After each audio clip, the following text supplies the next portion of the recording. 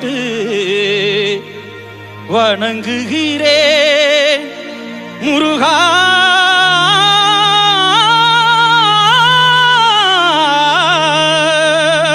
சந்தனம் மணக்குது, கற்பூரம் ஜொலிக்குது, கந்தகிரி கோயில் வந்தால் நன்மையெல்லாம் நடக்குது.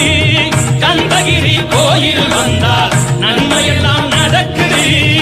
நித்தமும் பாலிலே நீராட்டுவோம், பச்சை நிறத்திலே வட்டாரை நாம் கட்டுவோம். திருநீரின் தத்துவம் தந்த என்போம், அதில் நிகழும் குங்குமத்தை அன்ன என்போம். திருநீரின் தத்துவம் தந்த என்போம், அதில் நிகழும்